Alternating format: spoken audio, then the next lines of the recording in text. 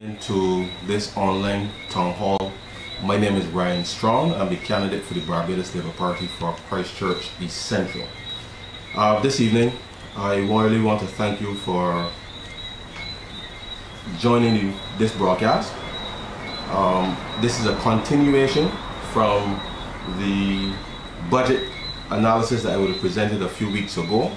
I've been quite busy in the interim, but I've had the opportunity to basically listen to the feedback of a number of constituents, not just here in Christchurch East Central, but certainly across the length and breadth of Barbados. And one of the key things that keeps coming back is the sense of unfairness and the level of frustration that ordinary Barbadians seem to be exhibiting when it comes to the budget. And so really this session is really just to continue to answer some of the questions that you would have posed to me a few weeks ago, and I really look forward to engaging you this evening as we go forward. Now, a lot certainly has happened since 3 weeks ago when I came to give my preliminary assessment as to where the budget, how the budget was presented and the manner in which I think it would impact you this evening. Let me just say before I get too far ahead that basically I am streaming on 2 platforms this evening. You're seeing me here on Facebook live, but I'm also streaming on YouTube as well, on my YouTube channel, Brian Strong. So therefore you're flexible by which you can view me this evening, and hopefully going forward to be able to add more platforms to the broadcast as we seek to make sure we reach as many people wherever they are, and to make sure then that you know how to reach me. And so, as I said, we are on Facebook Live as well as YouTube simultaneously this evening, and I do hope that you can hear me properly. And so therefore I'm just going to get straight into my own assessment in terms of what has transpired over the last 3 weeks as we look forward to what will likely happen in just over 10 days time or so when it comes to the July 1st implementation of the National Social Responsibility Levy, which has been raised to 10%. Now, obviously, many of you have been sharing your concerns, with not just myself but some of my parliamentary colleagues as it relates to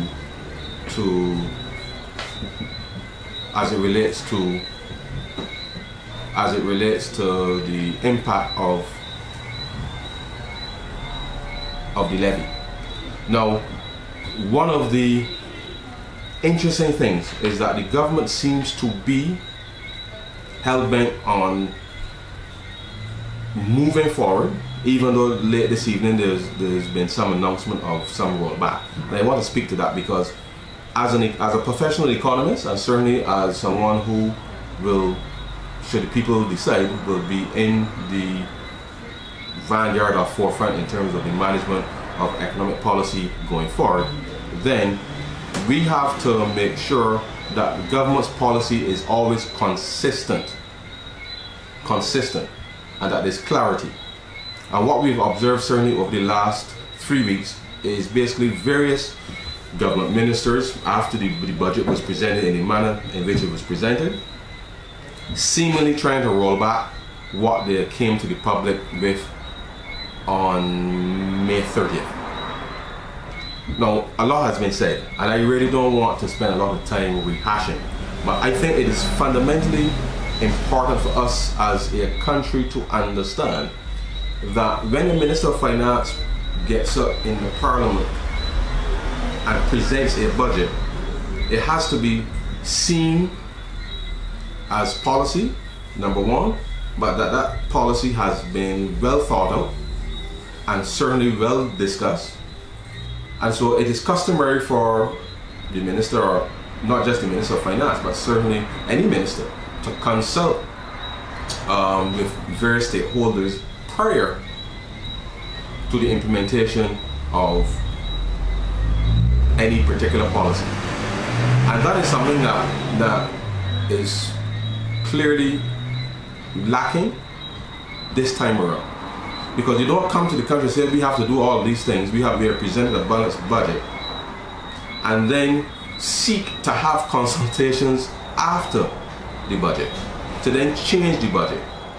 Because it makes a mockery of any credibility that you may have had at that time, having delivered the budget, and certainly it makes the government look as if it really does not know what it's doing. Because if, as a cabinet, you sit and you agree these are the proposals, then one would have thought that you would have agreed those proposals having consulted with the people and the stakeholders.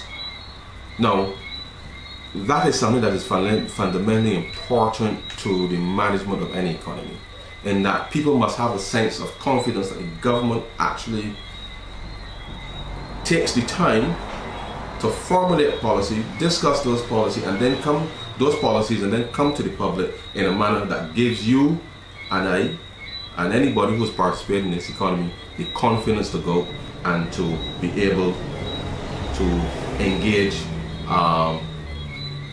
whether it's labor or whether it is from the point of view of now I'm hearing that there's no volume.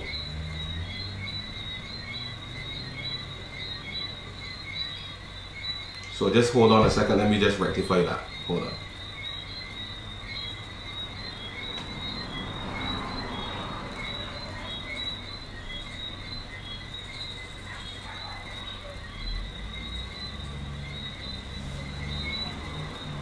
Okay, I'm just testing. I'm hearing that there's no volume for some reason.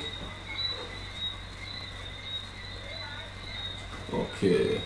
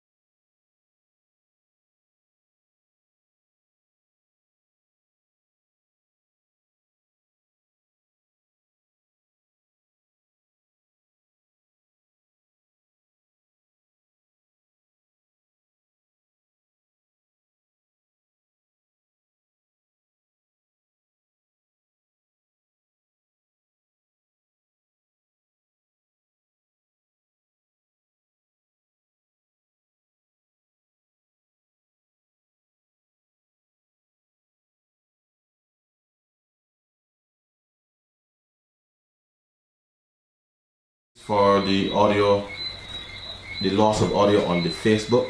As I was saying, we are actually broadcasting on 2 platforms this evening, Facebook Live as well as YouTube, and so therefore we seem to have had a little bit of a mix up there with the audio going to both platforms. So let me thank you all for joining again this evening in terms of coming on to this online town hall. I really look forward to engaging you this evening. As I would have said at the outset, and you probably didn't hear, certainly a lot has happened since the presentation of the budget on May 30th, and even up to today, there are still announcements to be had coming from the Minister of Finance as it relates to the budgetary proposals. Now, very briefly, let me just reiterate that as an economist and certainly as a citizen, you expect that your government should be able to run the affairs of your country in an orderly manner, and that once they are seeking to bring proposals to the country, that they would have engaged in a series of consultations that makes the process not just transparent but certainly inclusive, such that when policy is enunciated, that the public at large can have confidence that they make sense to them. And whilst one may or may not agree with these specific proposals that may from time to time come about, at least there ought to be a level of consultation that is consistent with the process. And I think that one of the challenges that we are certainly seeing and hearing right now is the extent to which you are hearing conflicting messages coming from government, because at the end of the day, we as taxpayers and citizens in this country, we need to be able to plan our affairs in a manner that is reasonable, and the government has to give us the opportunity, I believe, to be able to do that. Because unless ordinary people like you and I can make sure that we can look after our affairs in a consistent manner, that we can plan, and that the businesses that either we work for, or the businesses that we own, or the businesses that we invest in, or whatever relationship we may have with businesses, that they too have the opportunity to be able to look forward with some measure of relative certainty with respect to basically how we are going to go about managing the affairs of the country, how we're going to manage the affairs of businesses, and how we're going to manage the affairs within our respective households. And so one of these challenges that I have as an economist, and certainly as a politician, is that any policy that you enunciate must make sense to the people. It must make sense. And if you're asking people to sacrifice, then it means that you must see some results at the back end to be able to justify that sacrifice. Now, a number of things have happened since in the last 3 weeks, and I think one of the most outrageous things that has happened is the notion coming from the Minister of Finance, no less, that is either you got to raise these taxes or somehow you got to send home public servants, as if it's just an easy thing to do like that willy-nilly. And in the context of presenting what is meant to be a balanced budget, and the notion of a balanced budget is a nice one, but the reality is that what's the point of having a balanced budget if the quality of the services that are being provided, the quality of the services being provided by government isn't up to standard?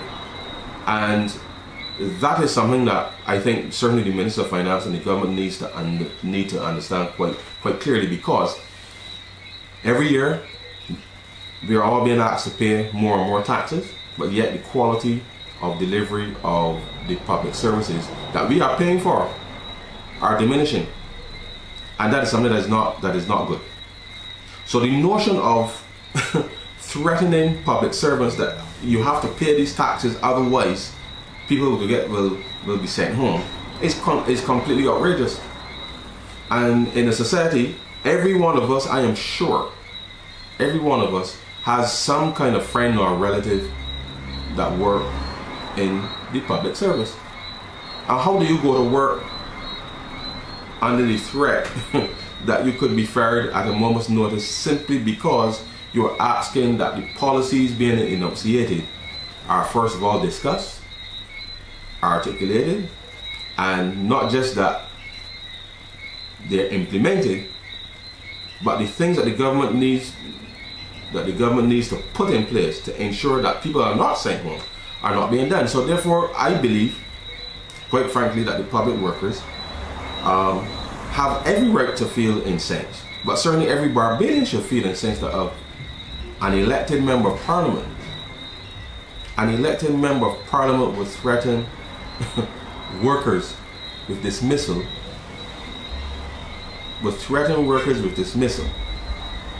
because they don't agree with a particular policy. Now, the truth is, the Barbados Labour Party was formed just after the 1937 riots. And the reality is that the conditions that existed in 1937 was historically would have been much worse than they are now. The reality is that those riots took place around the time where the workers felt as if their voices were not being heard.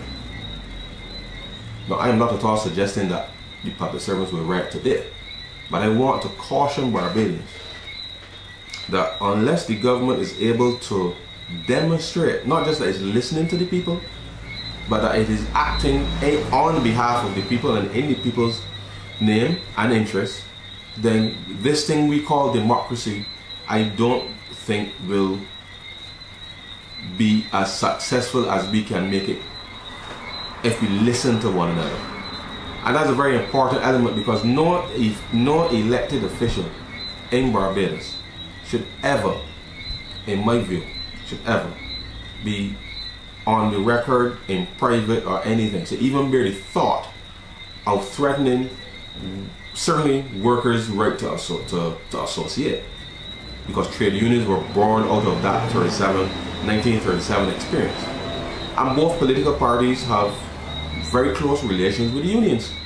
And so therefore, I think it's insulting.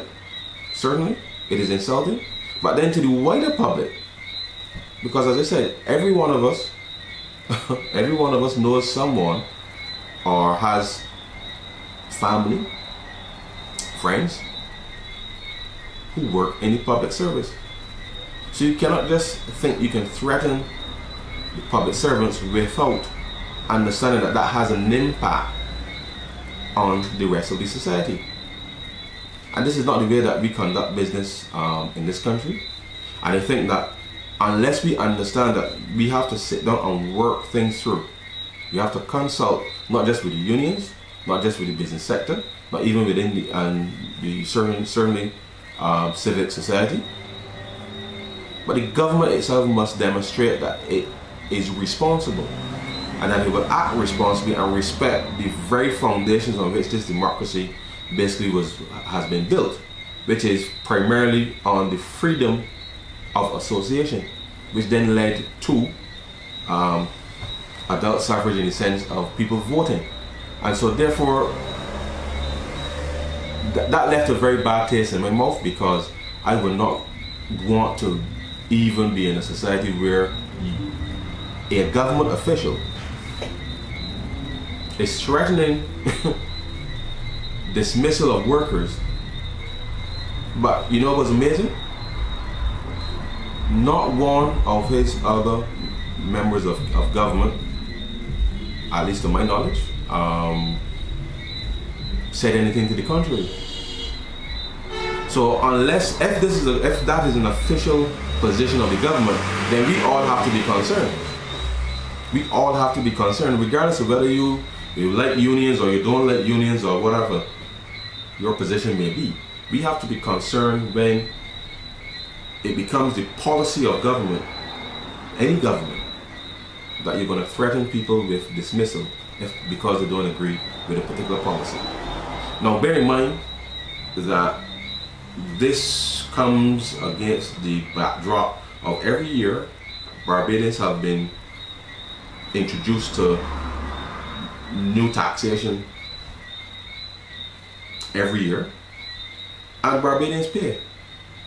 So imagine that you are a law-abiding citizen, which I'm sure some of you who are listening, most of you who are listening are, and to the extent that the quality of services being delivered by government is deteriorating, and you are hearing from your government now that if you don't agree with its policies, that it is basically going to sever you.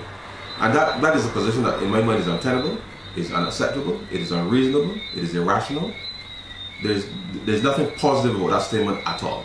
And these are some of the very people that you rely on to go to work day after day after day, talking about improving doing business scores in Barbados, talking about improving productivity. How do you expect people to improve productivity when they feel as if they're threatened? It does not make sense. And that to me is one of the key challenges that we are going to have going forward in terms of building trust. Because like it or not, Barbados is only going to grow one way, and that is where if there's trust and there's confidence.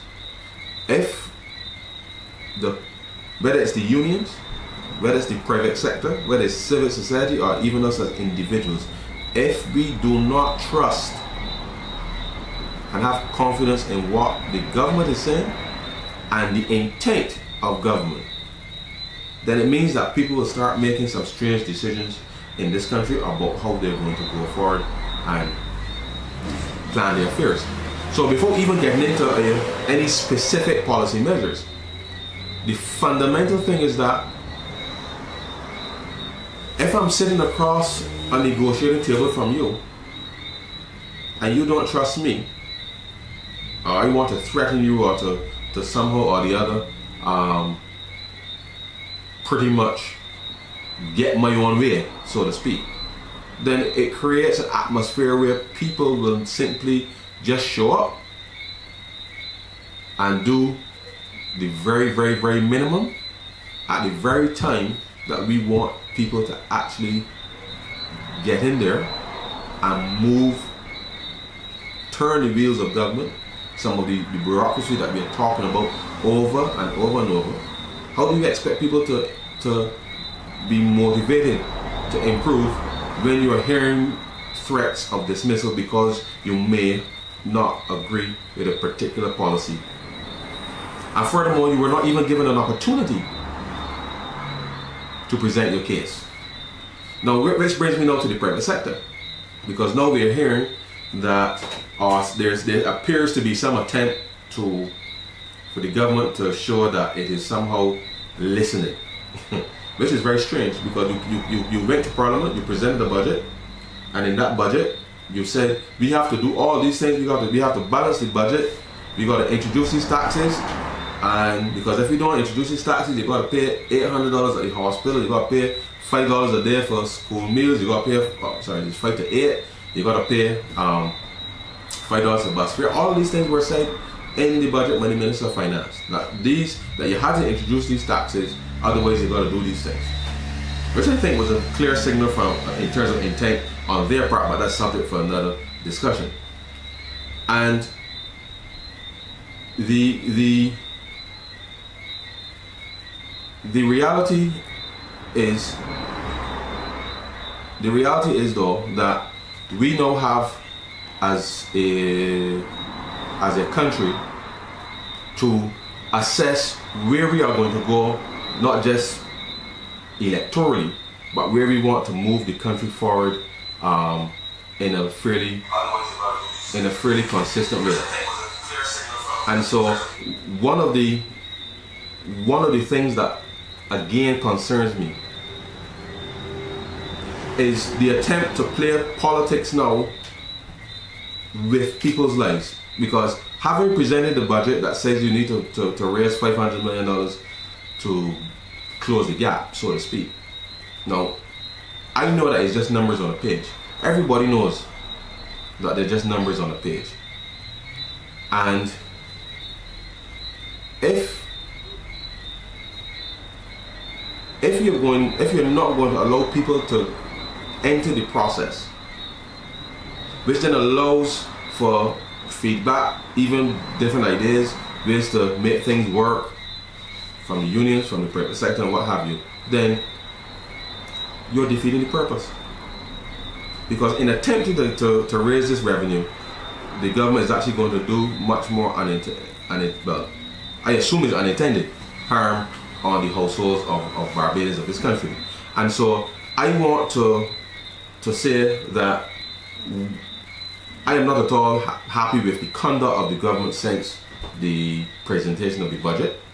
Not at all happy. And as a citizen, I have every right to be concerned. Now, the private sector seems to have convinced the minister that basic food items shouldn't attract this levy. Now, you know what's the funny thing?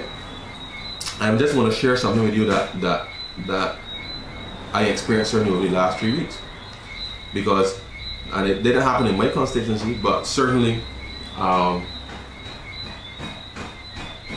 came across a gentleman who was absolutely livid.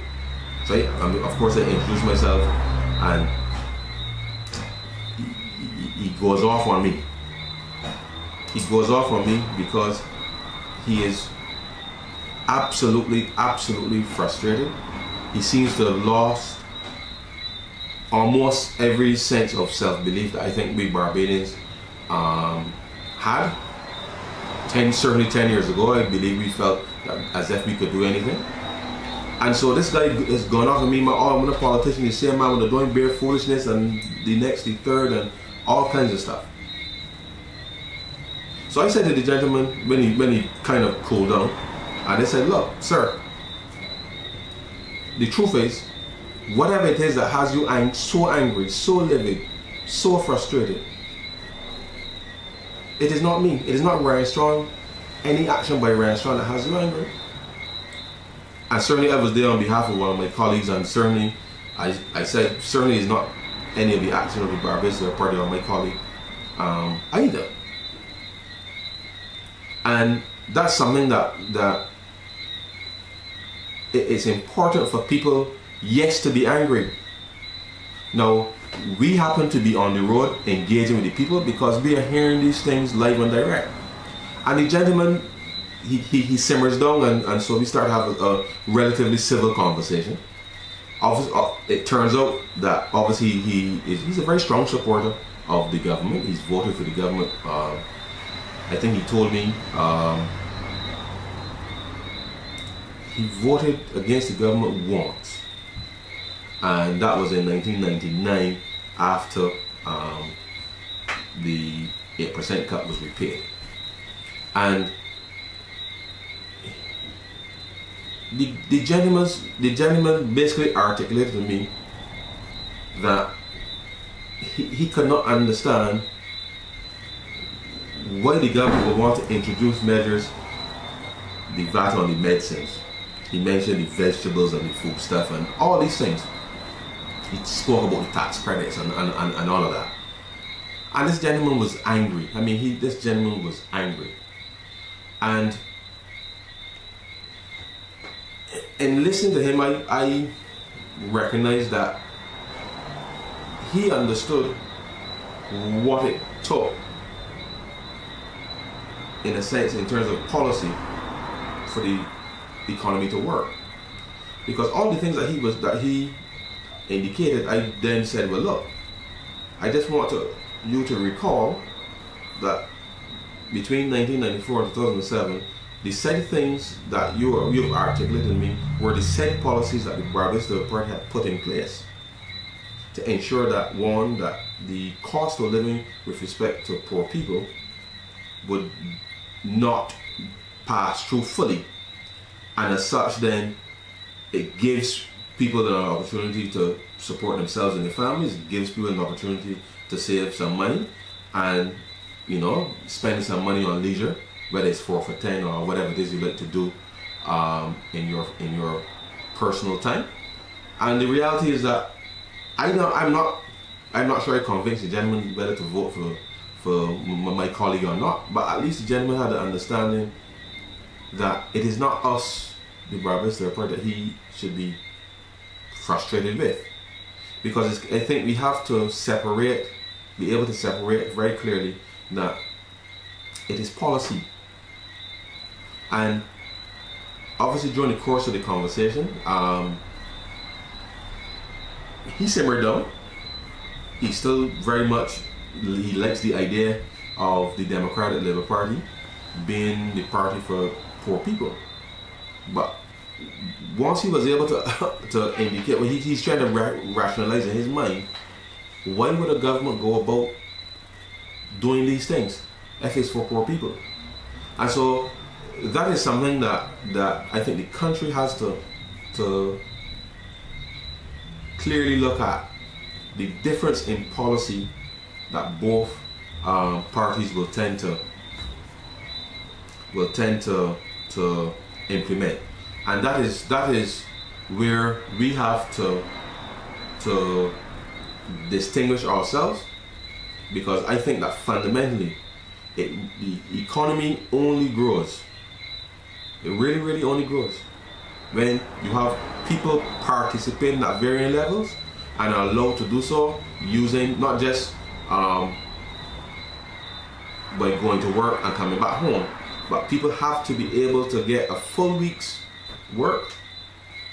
They have to be able to save something after they've covered their expenses, and people also do have to be able to either spend some of those savings on leisure or to invest, because that is how the economy works. If people are able to get more work, so for the guy, and the truth is, the guy said to me, some days he gets one one day's work, and another week he may get 2, 3, and the truth is that you cannot support yourselves, you can't support your families on 2 or 3 days work per week on average. You cannot. Not when the cost of everything else is going up. And so this gentleman, we had an interesting exchange, I felt. He is now feeling, and he's trying to understand why the government would increase this thing by 10% at a time when certainly he has now to look at his own household expenses, and back to school is coming up, there's children, and the reality is people are constrained. People are constrained. And people are frustrated because every year they pay more and more taxes, but yet they don't see any sense of relief coming anytime soon. And that is where I think as a country we must look, not just as this budget as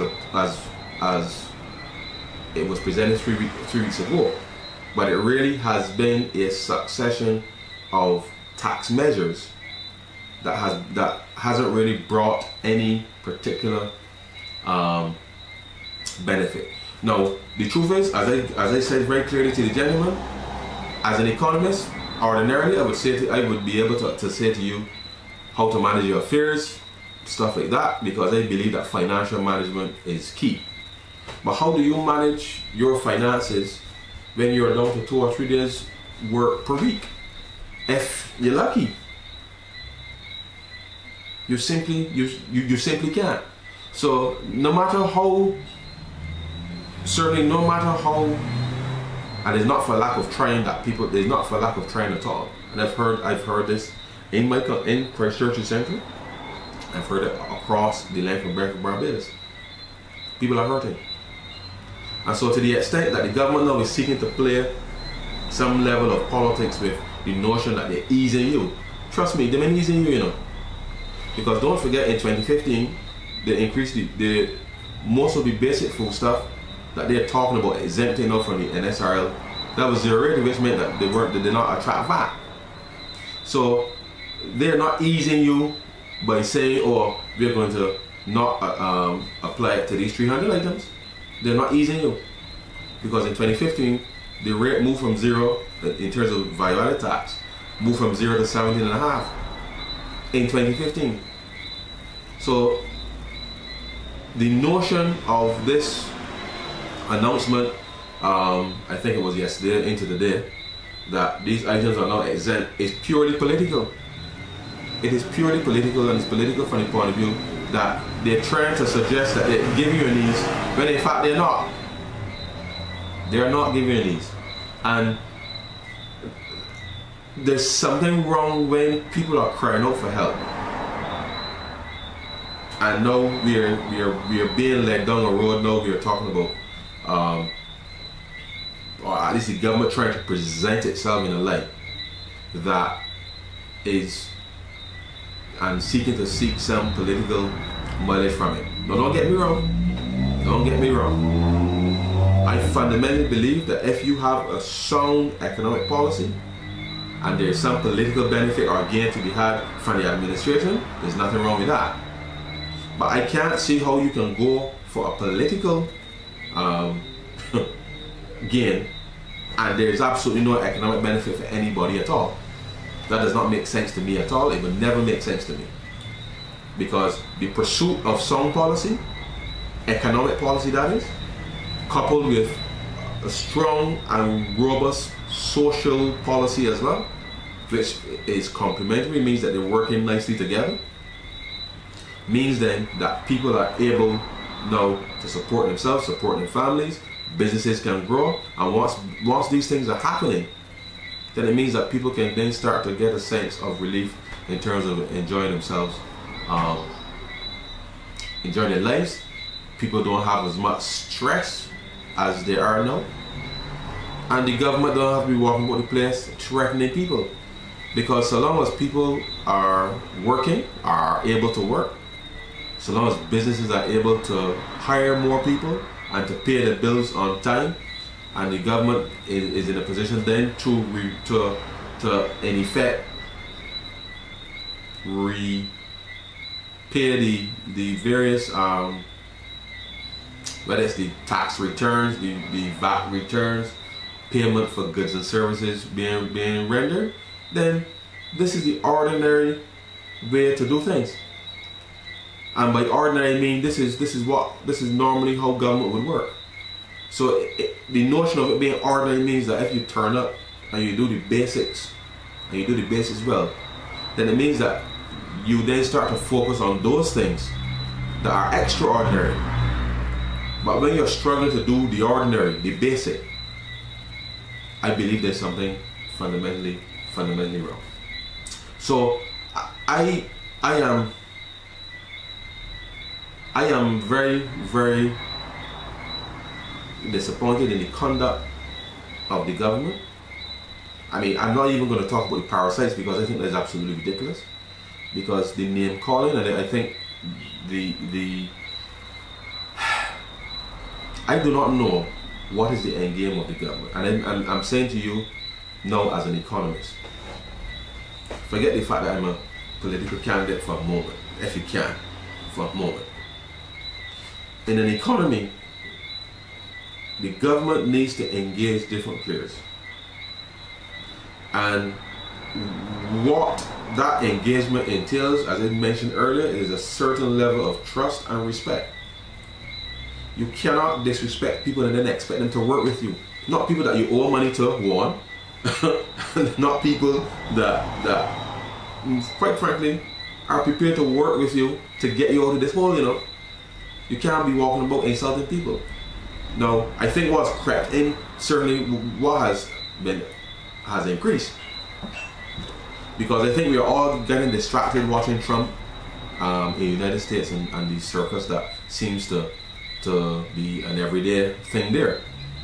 But the fundamental thing is here is that what we're hearing from government now is almost textbook Trump. You say something, get people scurrying off, you know, talking all kinds of stuff, but the primary focus of government is to make sure that when it collects our taxes, that it spends it in a manner that facilitates growth in the economy, provides the social services that we want, as we've agreed that we're going to pay the taxes for. That's the role of government. And that's why I said, if you can't get the ordinary things done, the basic things done, you can't be walking about the place, beating at your chest, insulting people, and then there's nothing for the Prime Minister. And so therefore, leadership matters, because if people do not trust you, and there's more and more reason why I think ordinary Barbadians will become and will become less trustworthy, and rightfully so. And rightfully so. And so I would encourage everybody, yes, you must hold your politicians accountable. But once we, the Barbados Labour Party, and I, we are out on the road engaging people, I just want you to bear something in mind. That we are not the source, and certainly Ryan is not the source of angst for people. The difference here is that we know how to fix this thing because we did it before. It comes through sound policy that focuses on making sure that you and your household, that you can get a full week's work. That's the primary objective. A full week's work, whether that's 35 or 40 hours, depending on how your work is organized. And once you can get from people kicking around the place, trying to get a piece of work here, and a piece of work there, and a piece of work there, the policies that we will introduce, which incidentally is contrary to what is happening now, because like it or not, there's a certain level of taxation that allows the economy to grow, and beyond which it will not. We are way past that level. We've now had 9.5 years of increased taxation. We are way past the level where the economy will grow and businesses will grow, and you will have the opportunity not just to work a full week, but certainly be able to get overtime, because overtime seems to be a, I don't know, bad word would be a nice way of putting it. Overtime is a bad word. And there was a time when people used to refuse overtime because they had stuff to do. They had stuff to do. But right now, people are struggling on a 2, 3, 4, if you're lucky, 4 days a week work. And the truth is, you cannot support yourselves and your family over an extended period of time with such a large cut in your income or your wages, and certainly with the cost of everything going up, then it's certainly not going to be easy going forward. Now, one of the things that I want to just raise with you this evening that happened during the last 3 weeks that I participated in, that I'm sure many of you may or may not be aware, and it has to do with it really is a banking problem, but whilst it may be a banking problem, it is certainly more of a government issue. Now, someone dropped a comment here saying, rather than looking for workable solutions, they're insulting the people they should work with and making threats to the union. I could not agree more, but as I said, Barbados needs everybody working together to get us out of this hole. And that is what the Barbados Labour Party is committed to doing, because until people can trust that the institutions that we have built are working on in their interest, then I don't think we're going to get much further by way of improving the economy. So let me just speak very quickly on this issue of what is called de-risking, and I'm not going to spend a lot of time on that, other than to say that a couple of things happened. I happened to moderate a session that was hosted by the Barbados Chamber of Commerce and Industry, as well as the Barbados International Business Association, last week, that focused on this notion of de-risking, and this is what is perplexing, because once all of us are out there trying to go about our own business, trying to support, trying to find work, trying to support our families, we're trying to grow our businesses, we're trying to do all these things, and incidentally, we're trying to do all these things in an atmosphere where more and more taxes are coming.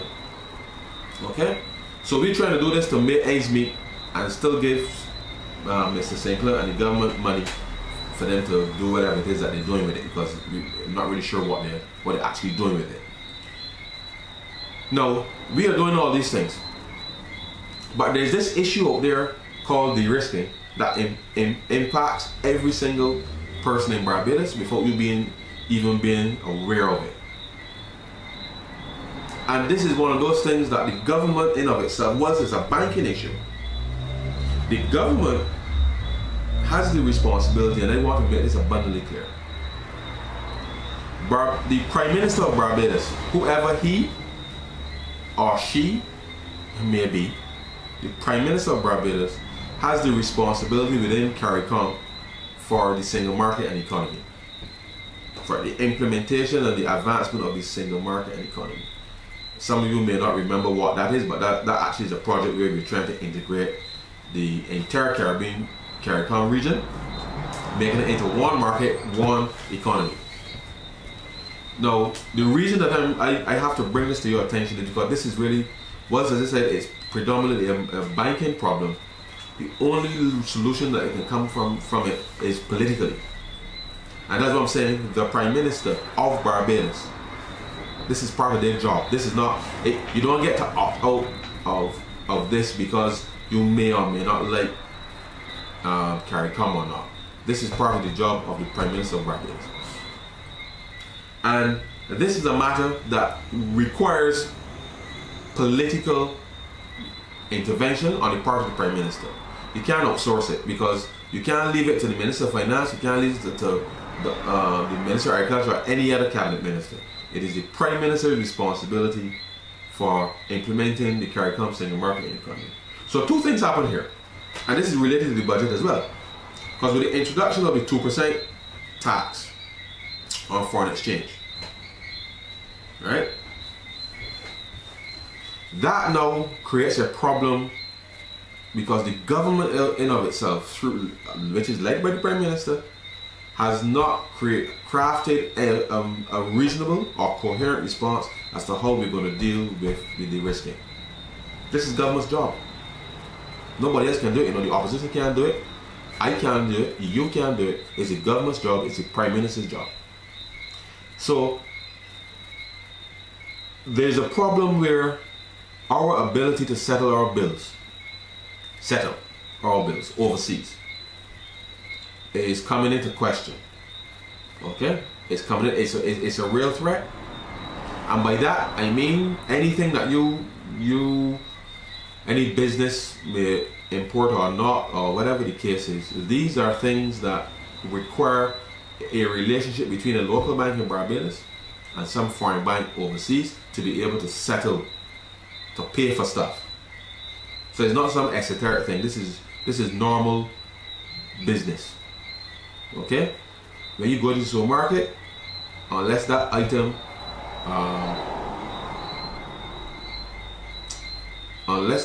is absolutely 100% local, there's some foreign component to that. It means that has to be paid for with foreign currency. And our ability as a country now to be able to pay our bills is becoming increasingly compromised. And that's what I'm saying, the government has to do its job. So once we're out there trying to find work to support ourselves and our families and to try to pay these taxes that they're putting on us year after year, it is their job to go out there and make sure that they look after our interests. Now, these are one of those things that when it's there, you don't realize it's there, because it's like air. You get up in the morning, you breathe it. The oxygen is available, it's there. You can't see it, but you know it's there because you're breathing. But the moment that there's no oxygen in the air, you start to feel it, and you realize that something is wrong. And therefore you try to then to deal with the situation as quickly as possible, because obviously you know if you run out of oxygen, you know what's going to happen. And so it's important for us to understand that whilst we are focused on the NSRL and the 2%, the excise, increasing the excise, and all of these things, the comments in the media by the government ministers, all these things that they're saying to confuse people, you know. That's what they're doing. They're really confusing people. They are actually not doing the job, and this is the Prime Minister, from the Prime Minister down. They're not doing their jobs because there are threats to the very viability of this economy. To the very viability of this economy. That if left unattended will have much worse consequences for us than any level of tax that Mr. Sinker could even dream up. And trust me, I believe he can dream up a lot more. And this is where we as citizens, we now have to be much more acutely aware as to who are the people that we are going to elect to run our affairs. Because at the end of the day, you can't tell me that you come for the job, we give you the job, and then you tell me, well, you're going to look to outsource the job. It certainly is not my job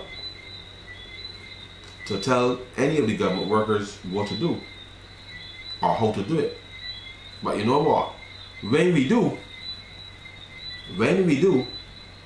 you can't turn around and then say that you don't like it because you don't understand it. And this is something that I find particularly disturbing, because you know what? A good idea is a good idea. And as far as I'm concerned, when something is workable and you have a problem and somebody has a solution to that problem, then let the person solve the problem and move on to something else. That is how you allocate your resources. That is how you run an economy. That is how you run a society. Because at the end of the day, you and I, the people, we are not necessarily, well, I am not necessarily concerned by whose idea it might be or who wants to take credit. I really don't care who takes the credit.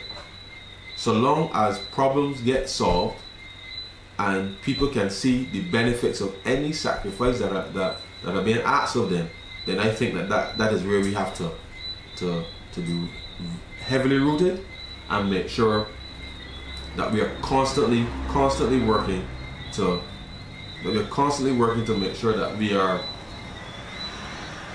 looking out for ordinary people, because we cannot continue this way. If the people allow it to happen, if that's what the people want, we live in a democracy, and people are free to obviously vote for who they want. But just understand that when you vote for who you want or who you like or whatever, on whatever basis you do that there are consequences. And I think we are beginning to see some of those consequences right now, more and more, because as we move closer and closer to the next election, you're going to start to hear all kinds of stuff from the government. Things are going to look nice. They're going to say some nice things to you, expecting that you will forget all the hardship that they've put you through. But to what end? To what end? Certainly as a politician now speaking, politically, I really would like to know what's the end game. I really would, because none of this makes sense to me from an economic standpoint. It does not. It does not make any sense to me as an economist. It does not. And whilst I'm a young politician, I'm not a political strategist. I'm trying to understand exactly how do you pursue flawed economic policy to get some bizarre political benefit of some perception of giving people at ease by exempting this basket of goods. Now, I don't know I don't know how you will interpret that. I can't tell you how to interpret that. As I said, somebody will have to explain the political dynamics of that to me, because that just does not make sense to me. It really just does not make sense to me. And right now, we are marking time. Now, one other thing happened this week, very interesting actually, because it was in the news that the National Monetary Fund is here, and so therefore that certainly drew a lot of attention in terms of the media and what is happening. Now, that certainly will set some tongues wagging in the sense that Barbadians have certainly an aversion to the IMF, and it is interesting that at this time, it's absolutely, the timing cannot be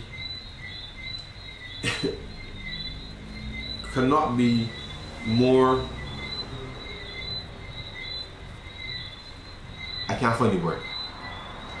It's not coincidental. If it is, then it means that there's something wrong with the universe. If it is coincidental. But in the very week that the IMF is visiting, the Minister of Finance announces that the balanced budget that he presented to Parliament 3 weeks ago, he's going to give all of these, not concessions, but he's going to waive all of these the taxes on these items, and seemingly some other things will get waived for some of the business associations that would have met with him after the budget.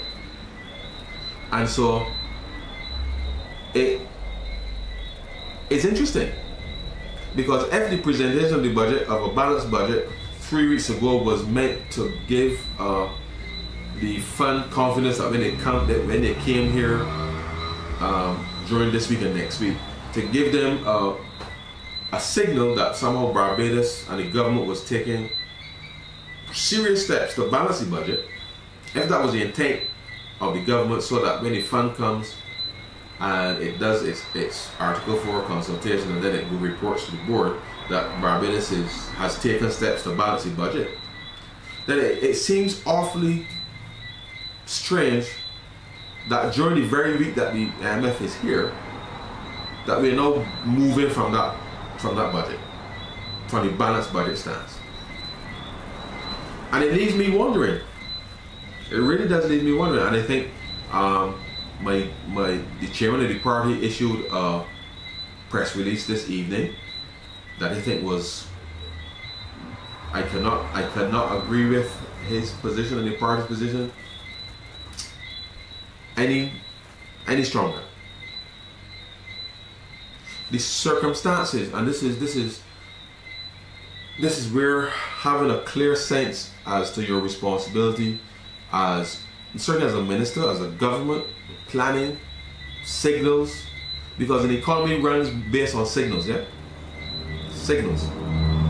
And if in this mix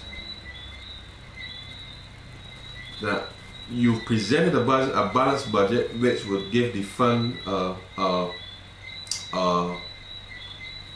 signal that the government was taking measures, so that perhaps when the fund came and it looked at the books and it saw what the government was implementing, that it would indeed say, okay, well, we feel that the government now is serious about how they're managing affairs. There's something flawed.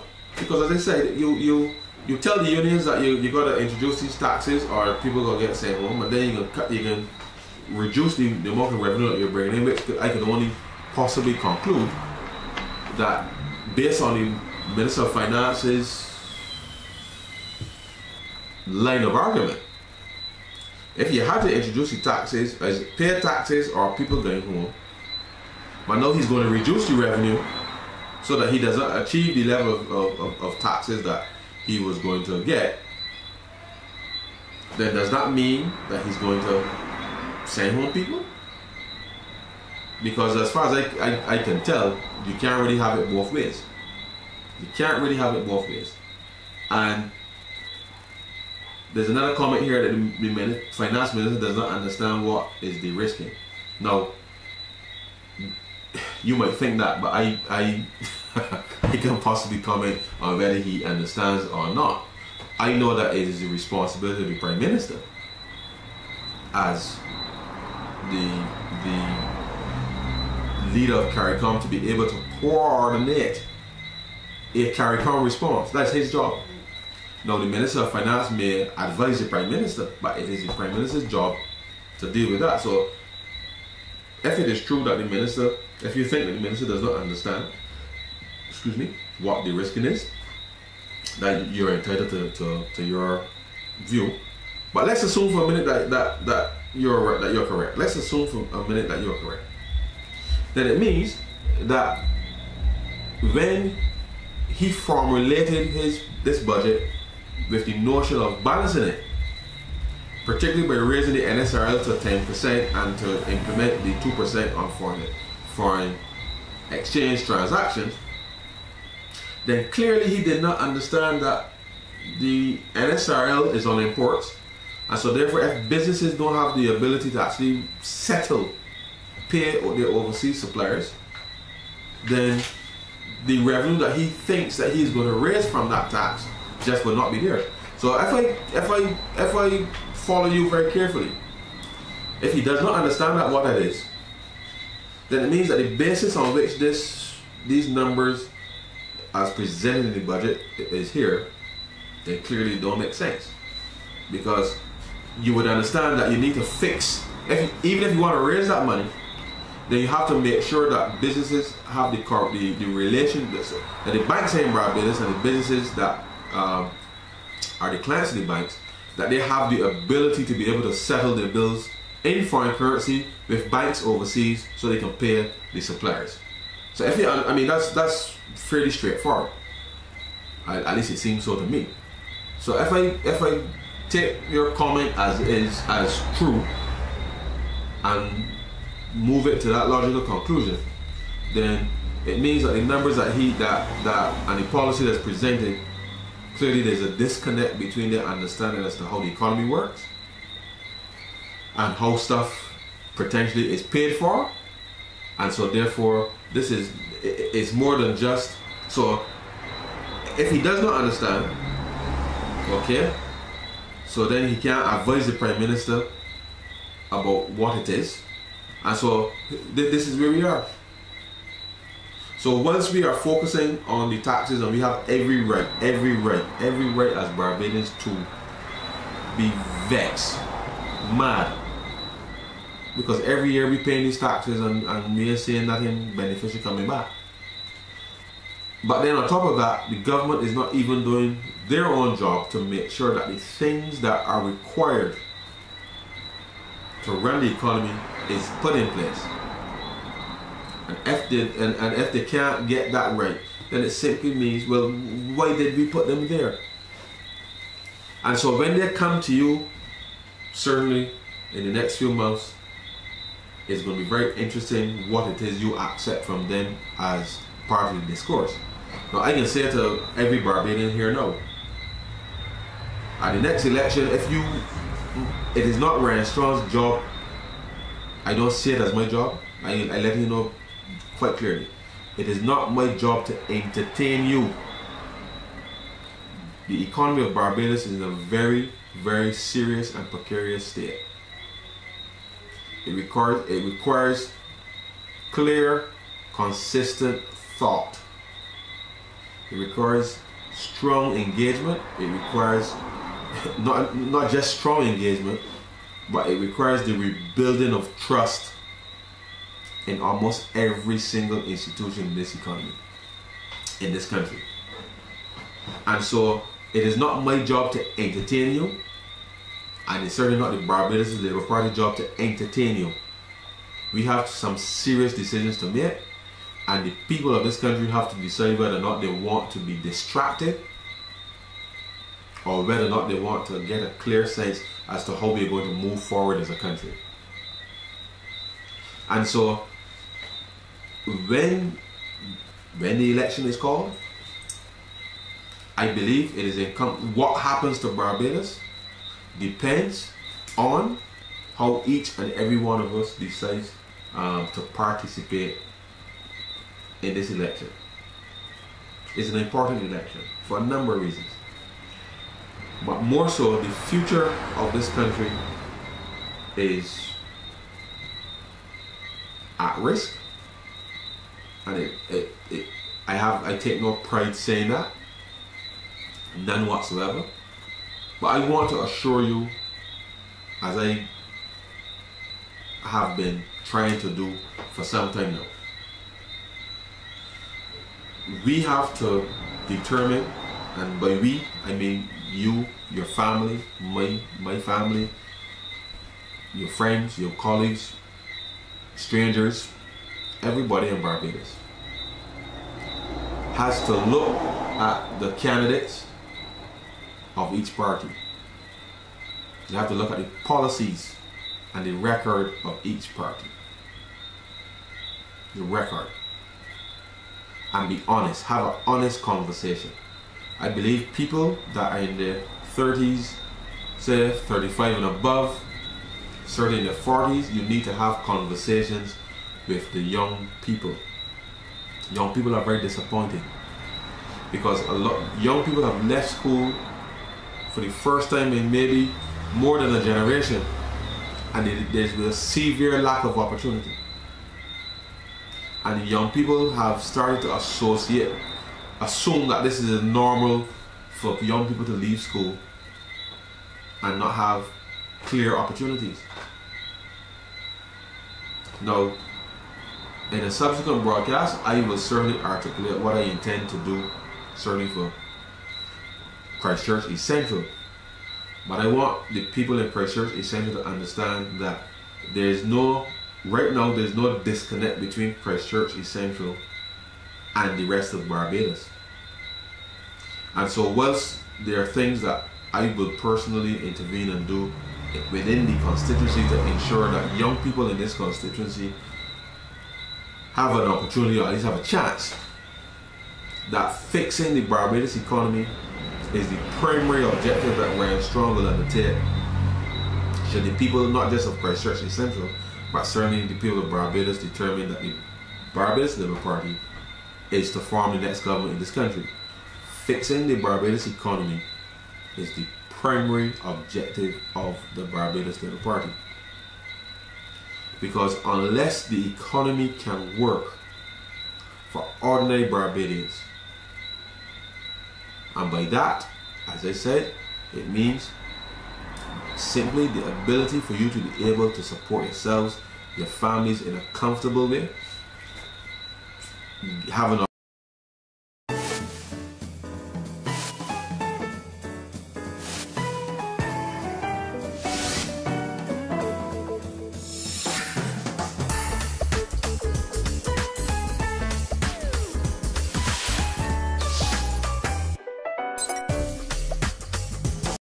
last 9.5 years. There are some adjustments which we will have to make on the expenditure side of government, but our focus is on growing this economy. So it's almost like a seesaw. So right now, when the Barbados Labour Party left office in 2000, at the beginning of 2008, if you assume that this was the level of revenue, our expenditure was here. Today, we've had a little bit of revenue, but now the expenditure is here. So this is the position. So we moved from a position where revenue was here, expenditure here, and now we have a gap. So we have to make some adjustments. Now, how you adjust is quite simply, you have to raise some revenue and lower the expenditure. Now, the speed at which the economy grows will help the revenue to raise, so that at least you can actually start to close that gap much faster than is being allowed to happen right now. And we have started to put a plan together which will deliver the growth that is required. However, as I said, we all must understand, and it's very clear, we have to address the expenditure side, allow revenues to grow through a level of tax relief in the first instance. Because obviously once any taxes are reduced or anything, there will be an immediate drop in revenue.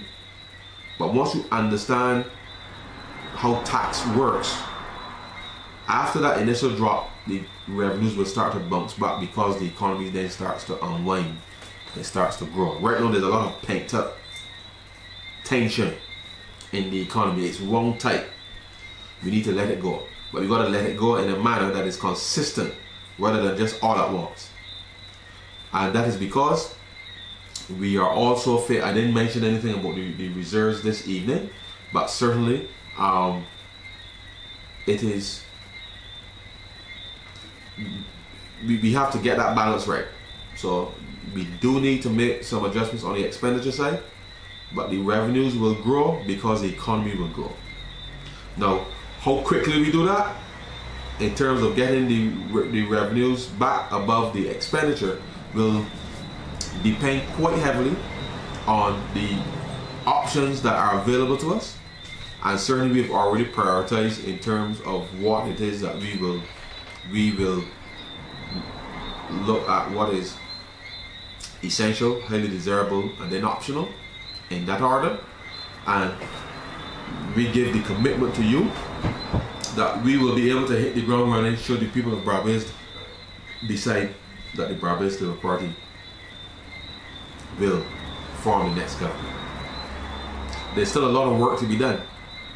Let me make it clear, because as good as the plan is right now, and we shall be at some point during the course of the campaign enlightening you as to some of the aspects of it. And that's why I said earlier, the next election is not about entertainment. The next election is not about entertainment.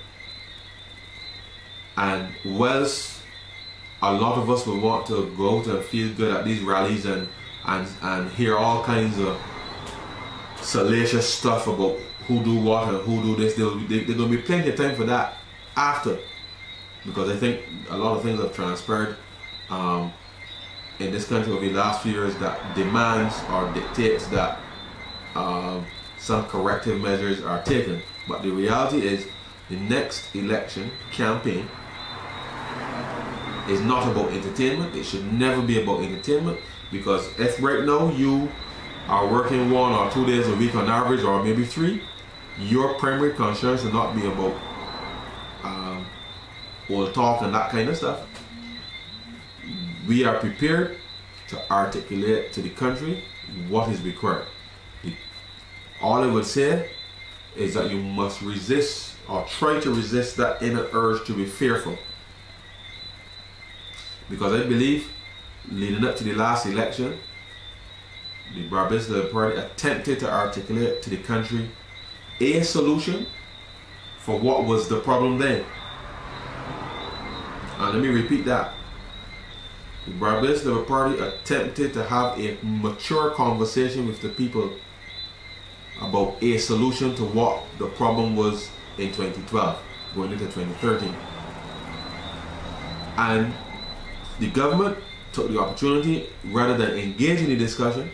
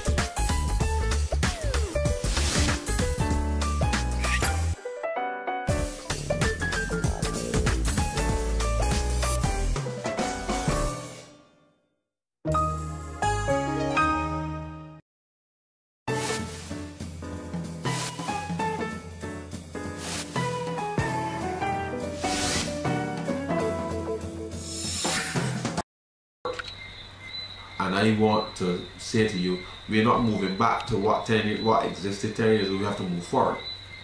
But in a very real sense, we have gone backwards instead of forward in this last decade.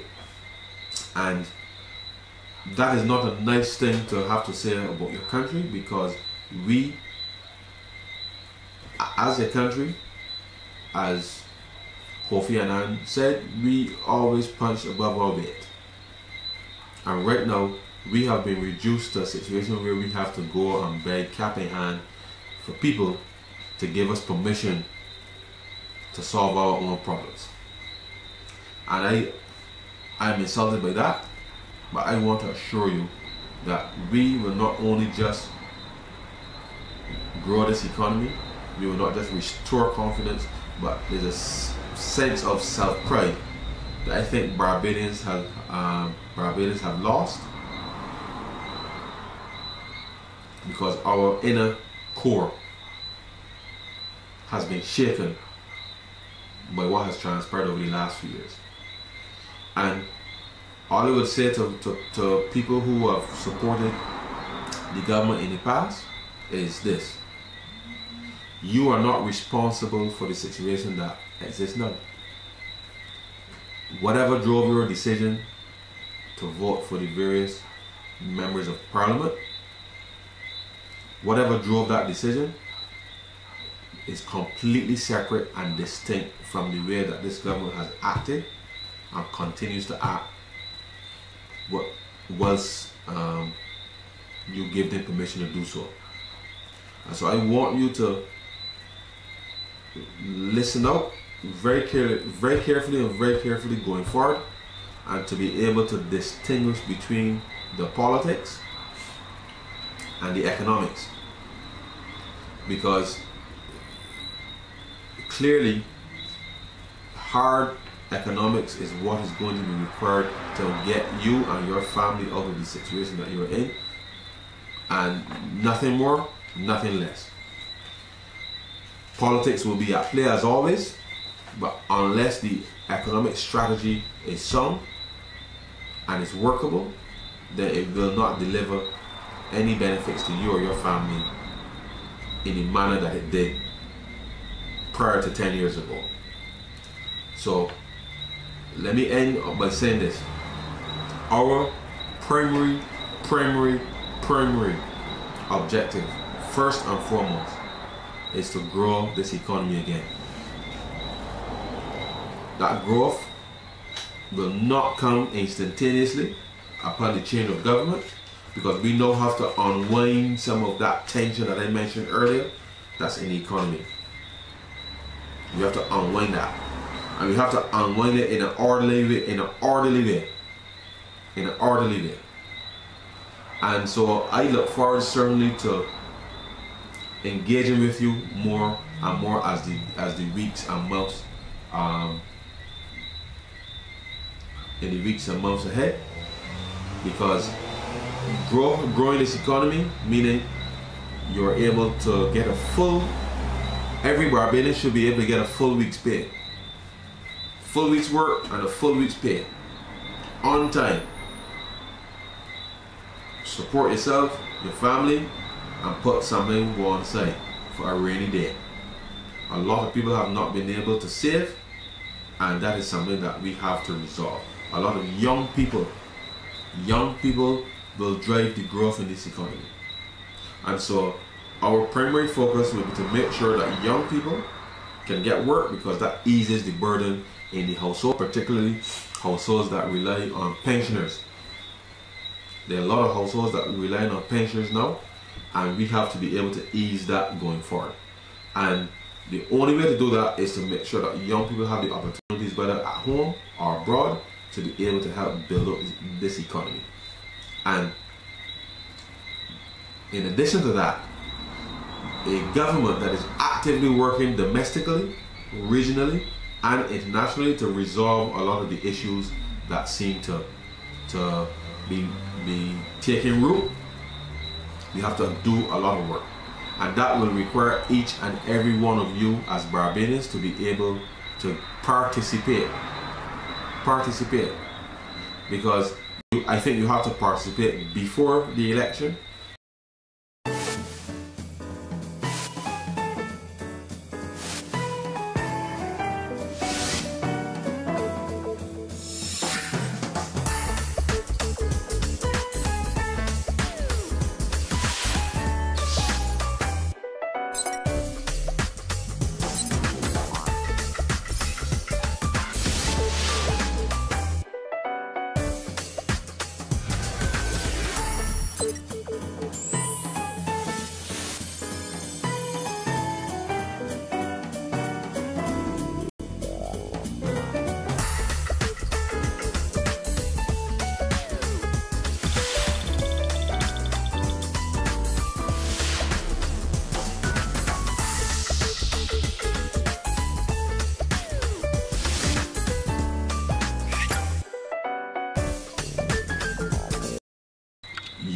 onus is on the people to ensure that politicians are held accountable, which means that you must hold yourselves accountable first by making that determined, very concerted effort that you are going to make a difference in this country.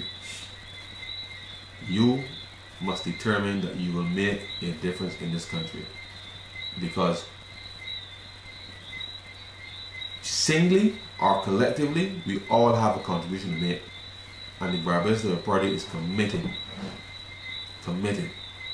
not just to what was called the politics of inclusion, but the real politics of participation, because the country